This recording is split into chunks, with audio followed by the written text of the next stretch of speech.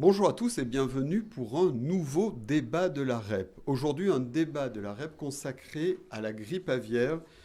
Comment sortir de la grippe aviaire avec nos deux invités. Bonjour Franck Laborde, vous êtes éleveur de canards, notamment de canards à foie gras à Préchac-Navarins, vous êtes aussi maïsiculteur et vous représentez la FDSEA des Pyrénées-Atlantiques. Bonjour. Bonjour monsieur. Bonjour Jean-Louis Campagne. Alors, vous êtes éleveur de volailles à Momas et vous représentez la Confédération paysanne du Béarn. Pourquoi ce débat aujourd'hui? Parce que la semaine dernière, le préfet a un peu haussé le ton, parce qu'il y a eu quelques oppositions à la politique menée par l'État français. On s'est posé la question de savoir où on en était actuellement. Donc je crois qu'actuellement, il y a déjà eu plus de 4 millions de volailles d'abattus, c'est ça? Oui, c'est bien ça. Et certains, et là je me tourne vers vous, Jean-Louis Campagne, s'opposent à ces abattages. Pourquoi? L'opposition, elle vient du fait que ce sont des animaux qui sont sains. Alors ça s'inscrit dans le cadre du dépeuplement autour des foyers. Donc c'est une décision qu'a pris l'État d'abattre tous les animaux autour des foyers pour épurer les zones, puisque c'est la seule solution que l'on a aujourd'hui pour essayer d'enrayer ce virus. Donc il y a eu une opposition de certains éleveurs au Pays Basque pour refuser l'abattage des animaux sains, surtout qu'il restait que quelques jours pour terminer leur cycle et les valoriser, quoi. Vous êtes opposé à ces abattages, clairement. Mais on est opposé à ces abattages malheureusement depuis tous les ans régulièrement, puisqu'on constate que tous les ans, maintenant, on a des épisodes de grippe aviaire.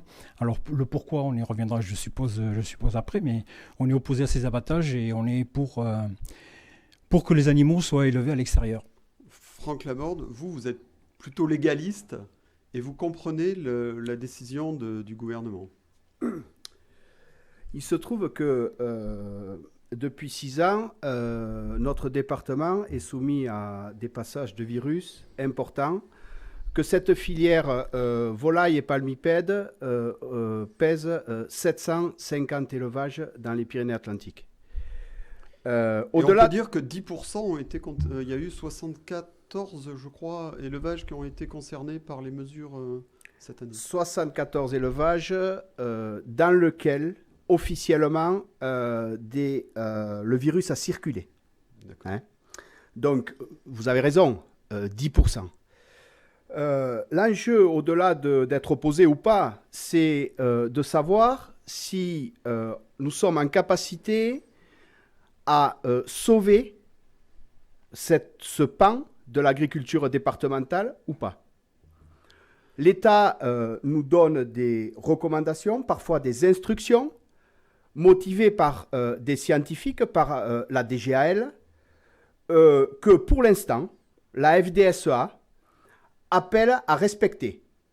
Lorsque l'État indique que sur telle ou telle pratique ou tel élevage, il y a un feu rouge, la FDSEA demande à l'éleveur concerné de respecter le feu rouge dans l'intérêt de l'ensemble des piétons qui pourraient être autour de ce feu rouge. La semaine dernière, le préfet il a fait un communiqué de presse assez clair, voire même ferme, pour condamner les actions de ceux qui s'opposent aux politiques de l'État. Vous comprenez la réaction du préfet, Jean-Louis Campagne? Oui, mais malheureusement, c'est assez récurrent et on ne trouve pas de solution. On durcit de plus en plus les mesures. Donc ce sont les éleveurs, qu'ils soient en filière courte ou en filière longue, qui en pâtissent. On ne sait pas quoi faire d'autre, donc on renforce les mesures notamment de biosécurité et de mise à l'abri, puisque c'était... Oui, alors on voit derrière moi, il y avait une photo de canard confiné, on va dire, on dit claustré, je crois. Et vous n'acceptez pas non plus toutes les mesures de claustration.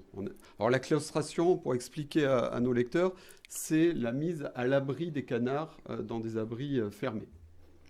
Oui, non, On n'accepte pas au moins pour une partie des éleveurs, parce qu'il faut savoir que la filière foie gras, c'est industrialisé. Donc il a fallu démocratiser dans les années 80. Il a fallu, on nous a expliqué ça, et notamment la Chambre d'agriculture qui a développé ce système de gavage à la pâtée, qui venait des Vendéens aussi. On va y revenir, je pense, un petit peu après. Mais c'était un système de gavage à la pâtée où on gavait beaucoup plus de canards dans le même temps qu'un gavage à maïs traditionnel. Donc il fallait démocratiser le produit, que tout le monde, tous les jours, puisse manger du foie gras et du magret. Voilà, donc ça c'était la grande révolution sur le foie gras. Au lieu de préserver des régions qui étaient productrices de canards, productrices historiques de canards gras, non, on a développé, on a industrialisé. Et le problème de la grippe aviaire, ça vient aussi de cette industrialisation où on a multiplié par 10 en 50 ans les volumes de canards produits, voire même plus. Et après, on a décidé d'exporter, donc l'exportation et l'importation aussi des pays de l'Est. Mais pour en revenir au confinement, vous voyez, c'est cette photo, voilà, on voit les canards qui essaient de se débattre. Un canard, c'est un animal qui a besoin de liberté, de déployer ses ailes, de s'abreuver à l'extérieur. Et là, les canards claustrés, déjà, les éleveurs vous le diront, les éleveurs qui gavent, parce que cette production, les segmentées, c'est là où vient aussi tout le problème de la diffusion du virus, la segmentation dans la production. La FDSEA et la Chambre d'agriculture, comment vous voyez cette évolution, parce que Jean-Louis Campagne en parle, de la filière foie gras, on va dire? Soyons précis. Monsieur Campagne a indiqué dans ses propos manger du foie gras tous les jours. Ce n'est pas la réalité. La réalité, c'est qu'aujourd'hui, 95% des Français mangent du foie gras au moins une fois par an.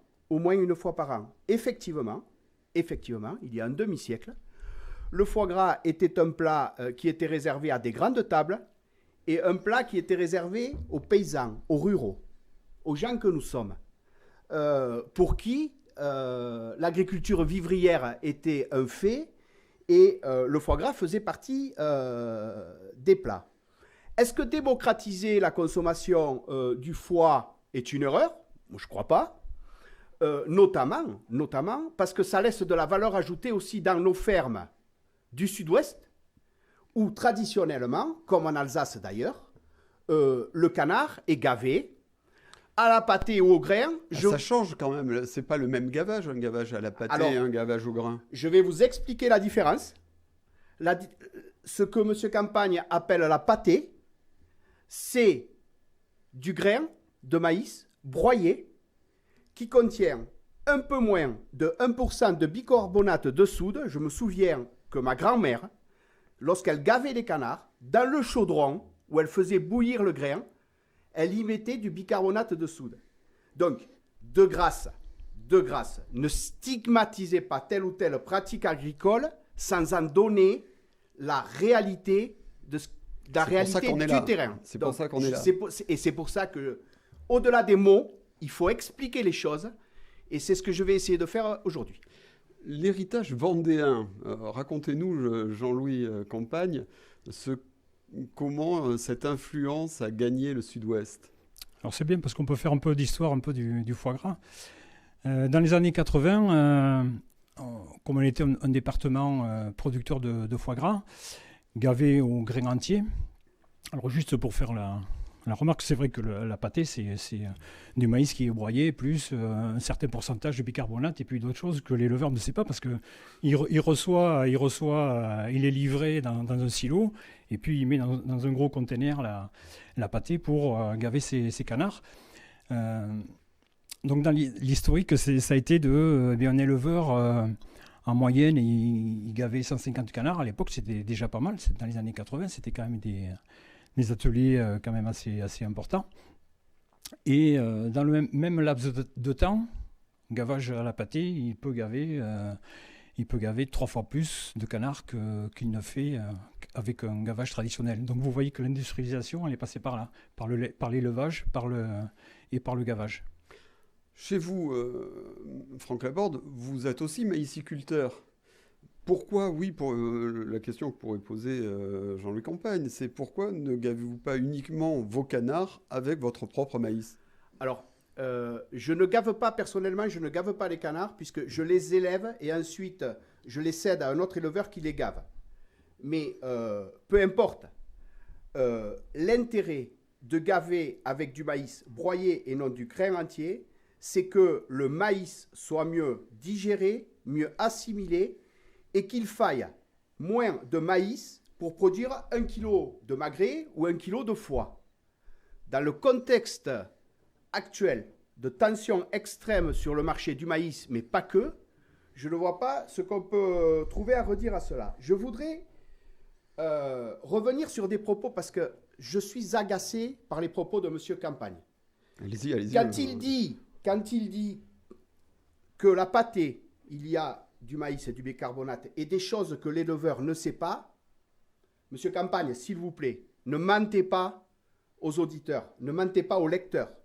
Lorsqu'un éleveur reçoit une livraison de quelque aliment que ce soit, pour ses canards, pour ses vaches, pour ses veaux, pour ses brebis, il y a systématiquement une étiquette de traçabilité avec les ingrédients contenus dans cet aliment. Donc, s'il vous plaît, dans l'intérêt des agriculteurs, ne tendez pas la perche, M. Campagne, à certains anti-tout qui, bien évidemment, souhaitent mettre des bâtons dans les roues à notre agriculture départementale. Ne jouez pas ce jeu-là, M. Campagne. Vous pouvez répondre, Jean-Luc. Oui, non, mais on pourra faire le débat, c'est un débat un peu technique, mais... Pas du tout, M. Campagne. Et donner des exemples, c'est vrai qu'il y a une traçabilité, un étiquetage, ça c'est vrai. Mais après, il y a des essais qui sont faits. Bon, on ne va pas rentrer dans ce débat-là parce qu'il y a quand même détails, M. Campagne, des choses plus importantes. Quand on parlait de segmentation tout à l'heure de la filière et de la propagation du virus, moi je suis favorable à la non-claustration pour des élevages qu'on appelle autarciques, c'est-à-dire des éleveurs qui prennent les canetons ou les poussins un jour, qui les élèvent, qui les gavent et qui les transforment. Donc, tout se fait sur l'exploitation. Alors que dans le cas, par exemple, de M. Laborde, qui élève des canards, pour d'autres gaveurs, par exemple, il y a déjà un transfert d'animaux qui se fait, des équipes d'attrapage, des techniciens qui passent. Donc, vous trouvez que le gouvernement ne fait pas la différence entre les différents types d'éleveurs? Non, on est sur... Non, pas du tout. Le gouvernement l'a fait après l'épisode de 2017 avec une dérogation pour les petits élevages à 3200 animaux. Donc c'est la fameuse dérogation où on pouvait avoir droit après une visite vétérinaire à mettre nos volailles dehors. Ça, c'était un acquis pour les petits élevages, plus des mesures de biosécurité adaptées à ces petits élevages. Donc là il y avait une contrepartie, une reconnaissance. Aujourd'hui, tout est calé sur le même modèle, c'est-à-dire le modèle industriel, avec de la biosécurité qui s'adapte, la même biosécurité pour tout le monde. Voilà, c'est très contraignant pour les éleveurs. Vous entendez les remarques des éleveurs qui n'ont pas les mêmes pratiques que vous? Alors, à la FDSEA, nous ne poserons jamais les éleveurs entre eux. Ce que je comprends dans les propos de M. Campagne, c'est qu'un canard qui est élevé dans une ferme X à Pau ne peut pas se contaminer de la même façon qu'un canard qui est élevé dans une ferme Y à Préchac, parce que la taille, si je comprends bien, de l'élevage est différente. Non, un canard, c'est un canard, comme l'être humain, comme nous-mêmes, nous avons été tous exposés au Covid. Un canard ou un poulet, d'ailleurs, parce que le sujet n'est pas que le sujet des palmipèdes. Nous dit-on, lorsqu'il est en liberté, au contact des oiseaux migrateurs notamment, il est sujet à contamination. Il y a très certainement d'autres facteurs que celui-là, puisque même des élevages qui ont claustré, comme vous l'avez dit tout à l'heure, leurs animaux, ont eu leurs animaux contaminés. Alors aujourd'hui, la question qui se pose, puisqu'on s'aperçoit que la grippe aviaire revient régulièrement, c'est comment sortir de la grippe aviaire? Quelle solution vous apporteriez, Jean-Louis Campagne? Toujours la même depuis des années. Alors, petit propos, je rebondis sur ce qu'a dit M. Laborde, puisqu'il a amené des chiffres. Hein. Il pourrait nous donner les chiffres d'animaux d'éleveurs qui sont en filière courte qui sont en filière courte, qui ont été contaminés ou qui ont diffusé le virus. Surtout qui ont diffusé le virus. Parce que nous, ce que l'on dit depuis des années, depuis que la grippe aviaire a démarré, c'est qu'il y a une trop grande quantité d'animaux sur certains territoires, donc une densité d'animaux sur le territoire. Il y a cette segmentation de la filière et beaucoup d'interventions. Donc on sait très bien qu'il y a des contaminations qui ont été faites à partir de transport d'animaux, d'intervention sur les élevages, mais intervention, équipe d'attrapage, équipe de vaccination, transport d'aliments d'un élevage à un autre, technicien d'élevage qui se déplace dans les... Voilà, ça c'est... Et puis après, bien sûr qu'on va arriver aussi à la vaccination. Oui, alors ça, j'allais en parler, puisque les expérimentations sur la vaccination devaient commencer au début mars. Mais donc, vous me dites, votre solution, c'est toujours la même, en 2 phrases. Oui, c'est la densité des animaux. On a un peu désintensifié certaines zones, mais il faut encore désintensifier. Il y a trop d'animaux sur certains territoires. La segmentation de cette filière. Et il y a aussi la façon de tester les animaux. Depuis 3 ans, c'est toujours la même chose. Il y a des animaux qui sont élevés, comme le fait M. Laborde, qui sont testés négatifs et dès qu'ils sont transportés, sortent positifs dans les élevages, donc vont contaminer des zones bien souvent à plusieurs kilomètres. Donc on peut avoir du prêt-à-gaver qui est produit dans les Landes et qui est transporté dans les Pyrénées-Atlantiques, qui vient contaminer les Pyrénées-Atlantiques. Franck Laborde. Alors, puisque vous voulez des chiffres, je vais vous en donner, mon cher collègue. 78% des volailles et canards produits sont produits pour alimenter les filières dont parle M. Campagne, qu'il appelle industrielles, pour alimenter les hypermarchés et les supermarchés. 6,1% des volailles et des palmipèdes alimentent les volaillers individuels, les petites boutiques. Et 2,6% de la production alimente les marchés de proximité, de plein air ou des halles comme ici en face. Alors, pour répondre à la question initiale de M. Campagne sur les contaminations de tel ou tel élevage selon leur catégorie, je vous ai dit que je n'opposais pas et je n'opposerai jamais. Néanmoins... Vous allez un peu le faire quand même, je sens. Non, je vais faire un constat. Malheureusement, les 2 premiers élevages contaminés dans le département des Pyrénées-Atlantiques et que nous avons soutenus à la FDSEA, que nous aidons, puisque c'est des gens qui sont proches de nous, sont des éleveurs en circuit court et qui avaient 80 canards par lot. 80 canards par lot, les 2 premiers. Donc, je ne veux pas aller plus loin parce que, notamment, un des éleveurs est dans une grande détresse psychologique.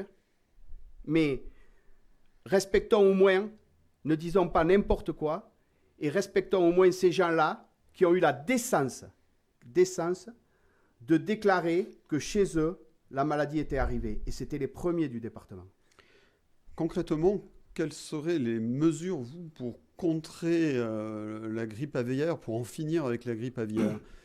Je ne suis pas vétérinaire, je ne suis pas docteur, je suis paysan. On nous dit que la claustration est en période de risque, est une mesure à mettre évidemment en place. Nous allons, à condition que chacun prenne ses responsabilités. Vous avez parlé de monsieur le préfet, et il me semble qu'il l'a fait la semaine dernière, que les éleveurs aussi, tous les éleveurs prennent leurs responsabilités. Nous allons continuer à demander à nos collègues, lorsque le virus sera présent, de mettre leurs animaux à l'abri. Le vaccin est un véritable espoir. Nous avons... On en est où justement du vaccin ? Alors, je vais être très précis sur ce sujet-là. J'ai rencontré le 3 janvier, dans son bureau, le ministre de l'Agriculture pour aborder ce sujet-là. Le 3 janvier, il n'y avait aucun vaccin de disponible commercialement en France. 2 laboratoires possédait des vaccins expérimentaux qui ne demandaient plus qu'à être expérimentés grandeur nature, dont un qui possédait 80 000 doses pour vacciner 40 000 volailles. Ce vaccin va être testé dans les jours prochains, mais malheureusement, nous dit-on, le processus d'homologation des vaccins étant ce qu'il est, il ne devrait pas être disponible l'hiver prochain. Nous avons demandé au ministre de l'Agriculture qu'il le soit dès que possible, sachant que, selon les premières constatations, ce vaccin divise par 1000 les cas de contamination. Vous y croyez, Jean-Louis Campagne, au vaccin?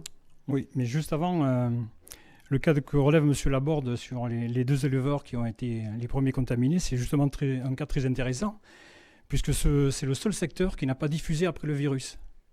Ce qui veut dire que ces éleveurs-là, dont cite M. Laborde, c'est des éleveurs qui sont en autarcie, donc, et le virus n'est pas diffusé, c'est le secteur de Cam, et c'est le seul secteur où il n'y a pas eu de diffusion du virus. Donc je le remercie d'avoir cité cet exemple, parce que c'est un exemple tout à fait porteur et intéressant. Donc c'est ce qu'on dit. Sur nos filières en circuit court, on ne diffuse pas le virus. Voilà, on peut l'attraper, c'est sûr, on peut l'attraper, mais on ne diffuse pas le virus. Et après, sur la claustration, quand même, il faut dire les choses sur la claustration. Donc le gouvernement, en début de saison, nous a fait l'obligation et l'apologie de la claustration, mais on se rend compte aujourd'hui, par les chiffres, la Vendée, il reste encore 3 millions d'animaux à abattre encore. Donc on va doubler les chiffres de l'année dernière, où il n'y avait pas l'imposition de claustrer. Donc on va doubler les chiffres. Il faut quand même dire 2 mots sur la Vendée, parce que la Vendée, c'était quand même le modèle. Tout le monde, vétérinaire, scientifique, nous citait le système vendéen, qui est un système claustré toute l'année. Là, il n'y a pas de période de migration, pas de période de migration. Ils ont des parcours moins grands que les nôtres, mais ils ne sont pas claustrés toute l'année. Ouais, en 10 et 20 000 animaux en moyenne par bâtiment. Voilà. Non, c'est pour ça. Oui, je sais, ça c'est toujours la réplique. Non, mais... Nous, on ne connaît pas les sujets, il n'y a que vous qui connaissez les sujets. Vous pourrez vérifier. On laisse voir le nombre d'animaux qui sont abattus en Vendée, c'est une catastrophe. Tous les gros couvoirs sont en Vendée. Donc, pour protéger les couvoirs, on fait des rayons de 10 km, on abat tout autour pour protéger les couvoirs. Il faut pouvoir repartir après. Ça, c'est sûr. Sur le vaccin, nous, déjà, on en avait parlé l'année dernière. De vacciner, pas nos filières à nous, mais de vacciner les filières longues. Après, ce que dit M. Laborde, c'est très bien, il est allé rencontrer le ministre de l'Agriculture, mais le vaccin, il ne va pas se faire encore, il ne se fera pas non plus l'année prochaine, parce qu'il faut que les 27 membres de la communauté européenne soient tous d'accord pour vacciner. Et il faut aussi que les pays où on exporte soient d'accord pour vacciner, et ça, c'est pas gagné, pour recevoir des animaux qui soient vaccinés. Donc, c'est une solution, mais... Le problème de M. Laborde, c'est qu'il fait rêver les éleveurs pour les inciter à repartir encore une année de plus avec le vaccin. Voilà. Les éleveurs, ils sont dans le désespoir aujourd'hui. Et puisque M. Laborde dit on aura le vaccin l'année prochaine, je suis allé rencontrer le ministre de l'Agriculture, on aura le vaccin. Donc voilà, les éleveurs, ils n'ont plus que ça à la bouche. Parce que c'est le seul espoir qu'ils ont aujourd'hui de repartir. Tous les éleveurs sont dans une situation catastrophique aujourd'hui. Mais est-ce que certains éleveurs peuvent revenir à un mode d'élevage que vous préconisez, ou est-ce que c'est trop tard ? Bien sûr, si le prix suit derrière, si on paye à sa juste valeur, et si on accepte d'avoir un produit vraiment de qualité et de pouvoir, le consommateur, il le sait, c'est pas que pour le canard, c'est pour toute notre alimentation. Il va falloir payer le juste prix pour rémunérer les éleveurs aussi, parce que derrière, depuis des années, on entend des mots discours.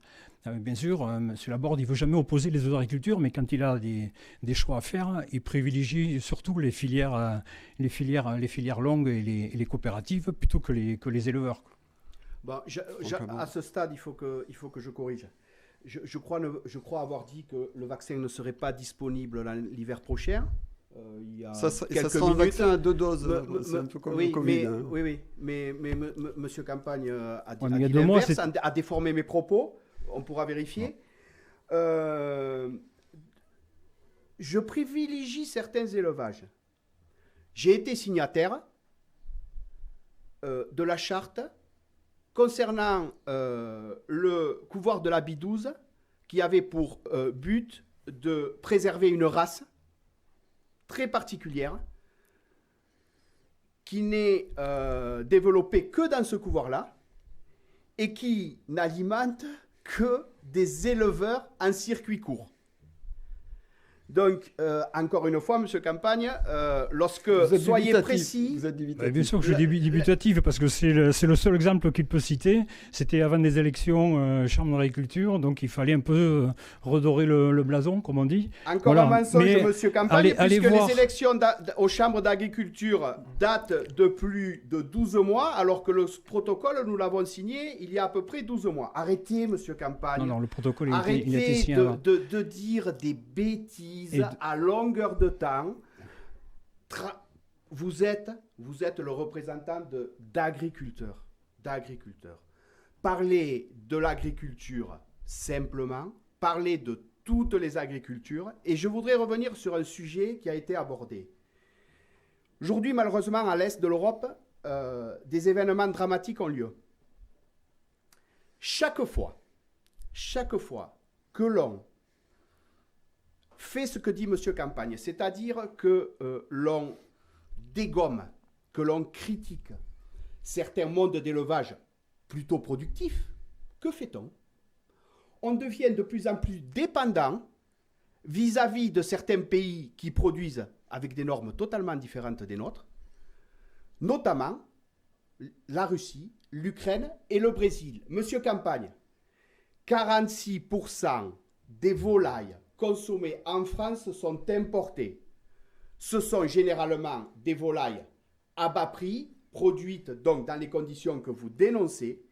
Chaque fois que l'on interdit l'implantation d'un bâtiment en France qui produit ce genre d'animaux, ce genre d'aliments, on encourage la construction à l'autre bout du monde d'un bâtiment qui produit avec des normes environnementales bien différentes et bien en deçà de celles qu'on a nous. De grâce, arrêtons cette folie de délocalisation de l'agriculture. Je crois que Jean-Louis Campagne a aussi les informations qui arrivent jusqu'à Momas et qui peut répondre et qui suit l'actualité internationale et ses répercussions au niveau local. Ça, je suis d'accord, on va être d'accord peut-être sur quelques points, mais avec M. Laborde, c'est sûr que on a des normes en France, même plus strictes qu'en Europe, donc on accentue à chaque fois les normes, mais je pense qu'il en faut aussi parce qu'on a grugé le consommateur. On lui a caché la façon de travailler d'un système agricole. Et quand il s'est rendu compte que, en faisant des analyses, par exemple, dans les cheveux, et il y avait des pesticides dans les analyses, le consommateur, il s'est quand même un petit peu étonné. Donc, alors aujourd'hui, on paye un peu les pots cassés, et notamment c'est bon pour toutes les filières et pour celle-là aussi, hein, c'est qu'on a industrialisé beaucoup de choses, beaucoup de production. Et aujourd'hui, le consommateur, il veut savoir. On a gardé cette image, nous, de petits producteurs, hein, pour prendre l'exemple du canard. Tous les critiques gastronomiques viennent dans une petite ferme qui va élever un peu plus longtemps ses canards, dans des prés verdoyants, gavés au maïs. On a gardé toujours cette image-là du porc en plein air, alors que c'est que 5% ou même pas 5% le porc plein air aujourd'hui. Donc voilà, donc ce que dit M. Laborde vis-à-vis aussi des consommateurs, alors je suis d'accord sur les normes qui sont assez drastiques. Après, on n'a pas la même vision de l'autonomie alimentaire d'un pays. Alors, on va terminer sur ce point d'accord. On s'aperçoit que la question comme la grippe aviaire marque bien aussi la ligne de démarcation entre la Confédération paysanne et la FDSEA. Juste une question quand même de consommateurs. Là. Les fêtes de Pâques arrivent. Est-ce qu'on va avoir une pénurie de foie gras dans les semaines, voire les mois qui arrivent ? À ma connaissance, non. Alors, certains petits producteurs, effectivement, qui ont liquidé leur stock à Noël, pourraient être en difficulté. Néanmoins, et vous avez raison, Pâques est la deuxième date à laquelle on consomme le plus de foie gras. Avant l'agneau, on prend un petit peu de foie gras. Concernant le foie gras, oui. Après les fêtes de fin d'année, le deuxième pic de consommation, c'est à Pâques. Et de ce qu'on m'a dit, on ne manquera pas de foie gras IGP Sud-Ouest. Parce que c'est celui-là qui nous intéresse aujourd'hui. C'est pas et chaque fois qu'on manque de foie gras IGP Sud-Ouest, c'est potentiellement du hongrois ou du polonais qui arrive dans le rayon. Et ça, je ne pense pas que le consommateur le veut. Jean-Louis Campagne, est-ce qu'on aura du foie gras, alors de l'IGP Sud-Ouest et même du Made in Béarn, on va dire Mais pour Made in Pâques. Béarn, non, comme M. Laborde l'a dit, les petits producteurs ont abattu et n'ont pas de possibilité de s'approvisionner ailleurs, donc pas de canard, pas de foie gras. Donc c'est vraiment une problématique sur les... Et si j'insiste autant sur un petit peu nos filières courtes et notre secteur d'activité, c'est vraiment problématique. Et c'est pour ça qu'on se bat aujourd'hui. Il y a une procédure en Conseil d'État aussi la semaine prochaine, ou cette semaine même, et on y verra un peu mieux en fin de mois ou début avril. On met tous les moyens en place parce que c'est de la survie. C'est de la survie. On a une chape de plomb qui est la production, la filière longue qui a mis le grappin dessus. Et voilà, nous c'est de la survie, donc on se bat tant qu'on peut. Donc les producteurs n'auront pas de foie gras à vendre. Et peut-être deux mots aussi sur les aides qui arrivent un an après.